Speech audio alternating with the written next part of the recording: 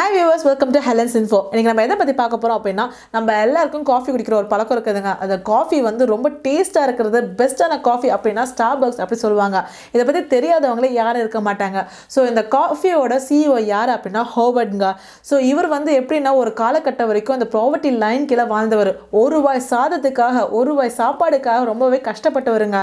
ஏன் அப்படின்னா தன்னோட பிளட்டை வந்து பல டைம் டொனேட் பண்ணியிருக்காராம் இந்த ஒரு ரூபாய் சாப்பாடு சாப்பிட்றதுக்காக.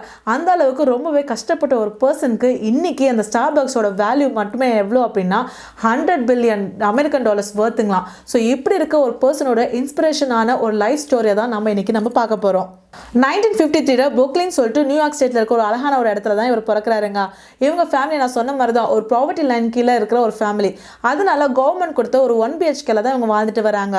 இவங்க அப்பா வந்து ஒரு ட்ரக் டிரைவருங்க. அதனால் காலையில் நைட்டுன்னு எப்போ அந்த வேலை கிடைச்சாலும் போய் வேலை செஞ்சுட்டு வந்து தன்னோட குடும்பத்தை ரொம்பவே அழகாக பராமரிச்சுட்டு வராரு. அதனால் இவர் வந்து தன்னோட வேலையில் வந்து ஃபுல் ஃபோர்ஸ் பக்கத்தில் சின்ன சின்ன வேலைகள் சுற்றி எல்லா வேலைகளும் பண்ணிட்டு தன்னோட ஃபேமிலியை அழகாக பாதுகாத்துட்டு வராரு. இப்படி இருக்கும்போது என்ன ஆகுது அப்படின்னா, இவர் வந்து ஒரு ஸ்னோவில் வந்து நடந்து போயிட்டு இருக்கும்போது கால் தவறி கீழே விழுந்து கால் வந்து உடஞ்சி போயிடுதுங்க. இதனால இவருக்கு என்ன பண்ணுறதுன்னு தெரியல. ஃபர்தராக வந்து அந்த ட்ரக் டிரைவிங்கும் போக முடியாது. ஏன் அப்படின்னா அவரை வந்து வேலை விட்டு தூக்கிடுறாங்க. இவர் வந்து அந்த மெடிக்கல் இன்சூரன்ஸ் எதுவுமே இல்லாதனால இவர் வந்து காசு தன்னோட சேவிங்ஸ் இருக்கிற எல்லாத்தையுமே வந்து தன்னோட கால் ட்ரீட்மெண்ட்காக போடுற நிலைமை. ஃபேமிலியே வந்து ரொம்ப ஏழ்மைக்கு இப்போ கீழே போயிடுறாங்க. தன்னோட ஒரு ரூபாய் சாப்பாட்டுக்கு ரொம்பவே கஷ்டப்படுறாங்க. இவங்க அப்பாவை இந்த மாதிரி நிலைமையில பார்க்கறதுக்கு அந்த 7 வயசு பையனால முடியலங்க. ஏன் அப்படின்னா அந்த பையன் வந்து தன்னோட அப்பா வந்து ஒரு ஹீரோவாக நினைக்கிறாரு. ஏன் இந்த மாதிரி ஒரு ஏழ்மையிலும் தன்னோட அப்பா வந்து தன்னோட ஃபேமிலியை அப்படியே பேணி காத்து சூப்பராக பார்த்து இவருக்கு வந்து ஐயோ நம்ம அப்பாவுக்கு இப்படி ஆச்சு அப்படின்னு சொல்லிட்டு ஒரு என்ன சொல்கிறது, ஒரு காயம் வந்து இவர் நெஞ்சிலேருந்து நீங்காமல் இன்னைக்கு வரைக்குமே இருக்குதுங்களாம்.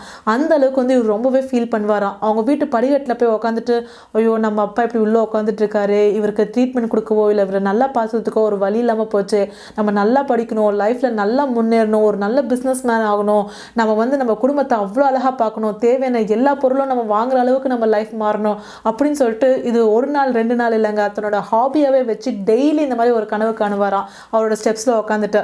ஸோ இந்த மாதிரி ஒரு பர்சன் வந்து என்ன பண்ணுறாரு அப்படின்னா ரொம்ப டெடிக்கேட்டடாக படிக்கவும் செய்கிறாரு, செம்மையாக ஃபுட்பாலும் விளையாடுவாருங்களாம். அந்த ஃபுட்பால் வந்து இவருக்கு ஒரு ஸ்காலர்ஷிப் வாங்கி கொடுத்து ஒரு காலேஜில் இடமும் கிடைக்குதுங்க. இவர் காலேஜ் போயிட்டு என்ன நினைக்கிறாரு அப்படின்னா, போதும் ஃபுட்பாலா, இதுக்கு மேலே நம்ம கேம்ஸ்க்கு இம்பார்ட்டன்ஸ் கொடுக்கக்கூடாது, நம்ம படிப்புக்கு மட்டும் தான் கொடுக்கணும், நம்ம நல்லா முன்னேறணும், நம்ம குடும்பத்தை நம்ம பார்த்துக்கணும் அப்படின்னு சொல்லிட்டு அந்த மென்டாலிட்டியில் இவர் என்ன பண்ணுறாருன்னா ஃபுல் ஃபோர்ஸாக படிக்கிறாரு. என்ன அப்படின்னா இப்போ வந்து ஸ்காலர்ஷிப் வந்து இவருக்கு ஸ்டாப் ஆகுதுங்க. அதனால் ஆட்டோமேட்டிக்காக தன்னோட காலேஜ் ஃபீஸ்க்கு, புக் ஃபீஸ்க்கு, அப்புறம் ஹாஸ்டல் ஃபீஸ்க்குன்னு சொல்லிட்டு எல்லாத்துக்குமே வந்து அமௌண்ட் வேணும் இல்லைங்களா.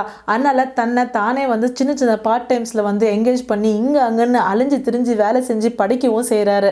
ஒரு வழியாக மாஸ்டர்ஸ் இன் கம்யூனிகேஷனை முடிச்சுட்டு அழகாக கிராஜுவேட் ஆகி வெளியே வராருங்க. இவர் வெளியே வந்தோடனே ஒரு கம்பெனியில் சேல்ஸ் பர்சனாக உள்ளே போகிறாரு. உள்ளே போனோடனே வந்து அப்போ தான் வந்து இந்த வேலை, இந்த கம்பெனிஸ் இதை பற்றிலாம் இவருக்கு வந்து ஒரு எக்ஸ்போஷர் கிடைக்குதா. இப்படி இருக்கும் போது இவருக்கு வந்து ஒரு ஸ்டார்பக்ஸ் சொல்லிட்டு ஒரு கம்பெனியை பார்த்துட்டு அது மேலே ஒரு ஈர்ப்பு, அந்த கம்பெனியில் கண்டிப்பாக ஒரு எம்ப்ளாயராக வேலை செய்யணும் அப்படின்னு சொல்லிட்டு. அதனால் இவர் வந்து என்ன பண்ணுறாருன்னா தன்னோட வேலையெல்லாம் வந்து ரொம்ப பர்ஃபெக்டாக சூப்பராக செய்வாராம். இவரை பற்றி ஒரு சின்ன குறை கூட சொல்ல முடியாதான், அந்த அளவுக்கு ரொம்ப டெடிக்கேஷனாக இவரோட வேலையெல்லாம் வந்து ரொம்பவே பர்ஃபெக்டாக பண்ணுவார். இப்படி இருக்கும்போது தான் இவருக்கு வந்து ஒரு 29 வயசு இருக்கும் போது அந்த ஸ்டார்பக்ஸ் கம்பெனியில் இவருக்கு வேலை கிடைக்குதுங்க. என்ன அப்படின்னா அந்த ஸ்டார்பக்ஸ் வந்து இப்போ இருக்கிற மாதிரி அந்த குவாலிட்டியான காஃபி இப்போ இருக்கிற மாதிரிலாம் அப்போ இல்லைங்க. அவங்க வந்து வெறும் அந்த காஃபி சீட்ஸ் மட்டும் தான் வித்துட்டு இருந்தாங்க. இன்னும் சொல்லப்போனால் வந்து 3 persons பார்ட்னர்ஷிப்பில் தான் அந்த கம்பெனி வந்து நடத்தப்பட்டு வந்தது. ஸோ அந்த இடத்துல வந்து இவர் போய் சேர்ந்தோன்னே தன்னோட ட்ரீம் எல்லாம் வந்து ட்ரூ ஆயிடுச்சு இல்லைங்களா.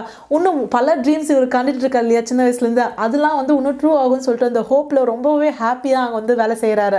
அதனால இவருக்கு வந்து சீக்கிரம் வந்து பிஸ்னஸ் ட்ரிப் கிடைக்கிது இட்டாலிக்கு போகிறதுக்கு. ஸோ இட்டாலிக்கு போய் இவருக்கு கொடுத்த அந்த அசைன்மெண்ட்லாம் முடிச்சுட்டு அழகாக அப்படியே அந்த என்ன சொல்கிறது ரிலாக்ஸ் ஆகிறதுக்காக பக்கத்தில் இருக்க ஒரு காஃபி ஷாப்பில் போய் ஒரு காஃபி வாங்கி குடிக்கலாம்னு சொல்லிட்டு போகிறாருங்க. அவங்க உள்ளே போனோடனே அந்த வே ஆஃப் என்கரேஜ்மெண்ட், அவங்க உள்ளே வந்தோடனே வாங்க உங்கள் பேர் என்ன அப்படிலாம் சொல்லிட்டு ஒரு ஆறுதலாக கேட்குறது வைக்கிறதுலாம் வந்து இவருக்கு வந்து ரொம்ப ஹாப்பியாக ஃபீல் பண்ணுறாரு.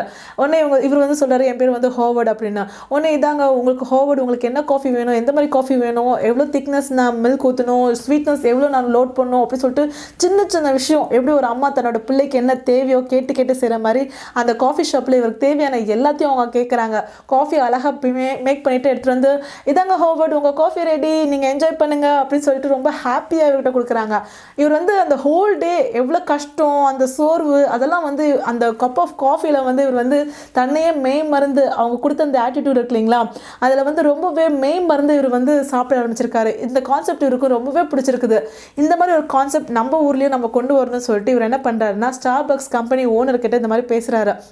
நாம் ஏன் இந்த மாதிரி காஃபீஸ் மேக் பண்ணக்கூடாது, இந்த மாதிரி ஒரு வர கஸ்டமர்ஸை ரொம்ப அழகாக இன்வைட் பண்ணி அவங்களுக்கு ஒரு பீஸ்ஃபுல்னஸை கொடுத்து அந்த காஃபி அவங்களுக்கு தகுந்த மாதிரி ஸ்வீட்னஸாக இருக்கட்டும், இல்லை டிகாஷனாக இருக்கட்டும், இல்லை மில்காக இருக்கட்டும், அவங்களுக்கு தகுந்த அந்த ஸ்டாண்டர்டில் கொடுக்கலாம்ல அப்படின்னு கேட்குறாரு. உடனே ஓனர் என்னையா இதெல்லாம் பார்த்து ஒவ்வொருத்தருக்கும் அவங்களுக்கு தேவையானதெல்லாம் செய்ய முடியுமா, இதெல்லாம் சாத்தியமா, இதெல்லாம் முடியவே முடியாது, நீ போ உன் வேலையை பாரு அப்படின்னு சொல்லிட்டு அவர் அமுச்சு விட்டுறாரு.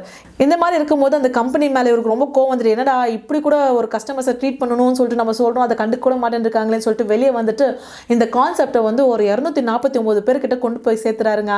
அதில் நிறைய பேர் ரிஜெக்ட் பண்ணிடுறாங்க. இன்னும் சொல்ல போனால் அக்யூரேட்டாக சொல்லணும் அப்படின்னா 217 பேர் இந்த கான்செப்ட்லாம் ஒத்தே வராது, அவ்வளோலாம் பார்த்துட்டுலாம் ஒரு கம்பெனி நடத்த முடியாது அப்படின்னு சொல்லிட்டு இவரை வந்து அசிங்கப்படுத்தி அனுப்பிச்சிடுறாங்க. மிச்சம் மீதி ஓகே சொன்னாங்க இல்லைங்களா, அவங்கள வச்சு ஒரு அழகான ஒரு காஃபி ஷாப்பை இவர் வந்து மேக் பண்ணுறாருங்க. அந்த காஃபி ஷாப்புக்கு இல் கிரியோன் அலி சொல்லிட்டு பேர் வச்சு அதை நடத்திட்டு வராரு. இவர் வந்து இந்த மாதிரி பார்த்து நடத்துகிறார் இல்லைங்களா. நாம் மோராலஸ் எப்போங்க காஃபி குடிப்போம், காலையில் ஒரு ரெஃப்ரெஷ்மெண்ட்காக குடிப்போம், இல்லை நல்ல தலைவலி, ஒரு ஸ்ட்ரெஸ்ட் அவுட்டான மூடு, ஒரு பிரேக் கண்டிப்பாக வேணும், அந்த நேரத்தில் தான் காஃபி குடிப்போம். அந்த காஃபியை உங்களுக்கு தகுந்த மாதிரி உங்களுக்கு பிடிச்ச மாதிரி ஒரு பீஸ்ஃபுல்லாக பார்த்து ஒருத்தர் போட்டு கொடுத்தா எப்படி இருக்கும். ஸோ இந்த மாதிரி போட்டு கொடுக்கறதுனால இந்த காஃபி ஷாப் வந்து வேறு லெவலுக்கு அப்படியே பாப்புலரிட்டி ஆகி எல்லாருமே இங்கே வராங்க, வாங்குறாங்க. இது வந்து நெக்ஸ்ட் லெவல் ஆஃப் பிஸ்னஸ்க்கு போயிடுதுங்க. இப்படிலாம் இருக்கும்போது கொஞ்சம் வருஷத்தில் வந்து ஸ்டார்பக்ஸ் இருக்குல்லைங்க, அந்த ஒரிஜினல் கம்பெனி அது வந்து திவால் ஆகிடுது. அது திவால் ஆனோடனே இது வந்து விற்கிறதுக்கு பார்த்துட்டு இருக்காங்க. அப்போ வந்து நம்மளோட ஹோவர்ட் இருக்கா இல்லைங்களா, இது நம்ம ட்ரீம் கம்பெனி, இது யார் கையில் நம்ம கொடுக்க முடியுமா, நாம் தான் வாங்கணும், நான் தான் வாங்க அப்படின்னு சொல்லிட்டு அந்த கம்பெனியை வாங்கி அதுக்கு சிஇஓ ஆகிடுறாரு. ஸோ இந்த ஸ்டார்பக்ஸை வாங்கினோடனே இவர் என்ன பண்ணுறாருன்னா, இது வரைக்கும் ஒரு கம்பெனியில் சேல்ஸ் ஆன அந்த காஃபி அந்த ப்ராடக்ட்ஸ் எல்லாத்துமே வந்து ரீநேம் பண்ணி அதுக்கு ஸ்டார்பக்ஸ் அப்படின்னு கொடுக்குறாருங்க. இதை வந்து அந்த யுனைடெட் ஸ்டேட்ஸ் எல்லா இடத்துக்கும் போய் சேரணும் அப்படின்னு சொல்லிட்டு செம்மையாக உழைக்கிறாரு. இதை வந்து கொண்டு போய் சேர்த்துறாரு. அதுக்கப்புறம் இந்த காஃபி பிரியருங்க இருக்காங்க இல்லையா, வேறு ஊருக்கு ட்ராவல் பண்ணும்போது இதை பற்றி ஆசையும் இன்ட்ரெஸ்ட்டும் எல்லா இடத்துலையும் காமிக்க ஆரம்பிக்கிறாங்க. இதனாலே வந்து வேர்ல்டு வைடு 30,000 ஸ்டோர்ஸ் இருக்குதுங்க. இதோட மார்க்கெட் வேல்யூ மட்டுமே வந்து $100 பில்லியன் வர்த்தான ஒரு வேல்யூ. ஸோ இவ்வளோ சக்ஸஸ்ஃபுல் ஆகிட்டு பண்ண வந்து எல்லாருமே இவ்வளோ கேட்குறாங்க, எப்படிங்க உங்கள் லைஃப்பை இவ்வளோ அழகாக சேஞ்ச் பண்ணீங்க, இவ்வளோ சக்ஸஸ்ஃபுல்லாக ஆனீங்க, எங்களுக்கு அந்த சீக்ரெட்டை சொல்லுங்க அப்படின்னு கேட்குறாங்க. அவர் இவர் என்ன சினிமா சொல்கிறாரு, நான் வந்து ஒரு டெய்லியை ஒரு ஹாபியாகவே எடுத்துப்பாங்க. எங்கள் வீட்டில் வந்து நான் அந்த ஸ்டேர் கேஸில் உட்காந்துட்டு டெய்லி கனவு காணுவேன், ஒரு கண்டிப்பாக நம்ம ஒரு சக்ஸஸ்ஃபுல் பர்சனாக வரணும் அப்படின்னு சொல்லிட்டு. அது மட்டும் இல்லாமல் நான் டிசைட் பண்ணுற ஒவ்வொரு ஐடியாஸும் வந்து பர்ஃபெக்டாக இருக்குது. அதை நோக்கி மட்டும்தான் என்னோட திங்கிங்ஸு என்னோட செயல் எல்லாமே இருக்கும். இப்போ யாராவது நீ சொல்கிறது தப்பு, நீ பண்ணுறது தப்பு, அதெல்லாம் ஒர்க் அவுட்டே ஆகாது அப்படின்ட்டு சொன்னாலுமே என்னோட ஐடியாஸ் கண்டிப்பாக சக்ஸஸ் ஆகும்னு சொல்லிட்டு அந்த ஐடியாவில் மட்டுமே நான் நின்று என்னோட இதில் சாதித்தேன் அப்படின்னு சொல்லி இவர் சொல்கிறாரு. இவர் இதை பற்றி பேசிகிட்டு இருக்கும்போது எனக்கு வந்து என்ன ஞாபகம் வருது அப்படின்னா, நம்ம அப்துல் கலாமும் சொல்லியிருக்காருங்க, கனவு காணுங்க அப்படின்னு சொல்லிட்டு. என்னால் முடியும் அப்படின்னா உங்களால் முடியாதா அப்படின்னு சொல்லிட்டு நிறைய பேர் நம்மளை கேட்டிருக்காங்க. ஸோ இந்த மாதிரி ஒரு இன்ஸ்பிரேஷன் ஸ்டோரிஸ் நம்மளுக்கு எப்படி இருக்குது அப்படின்னா நம்மளை ஒரு ஊக்குவிட்டுக்க மாதிரி இருக்குது இல்லைங்களா. கண்டிப்பாக நாமளும் நம்ம லைஃப்பில் நம்ம நினைக்கிற ஒரு விஷயத்தில் சக்ஸஸ்ஃபுல் ஆகுவோம். அதை நீங்கள் நம்புங்க. எங்கள் சேனலோட வீடியோ உங்களுக்கு கண்டிப்பாக பிடிக்கும்னு நினைக்கிறேன். Like, share, comment and subscribe பண்ண மறக்காதீங்க.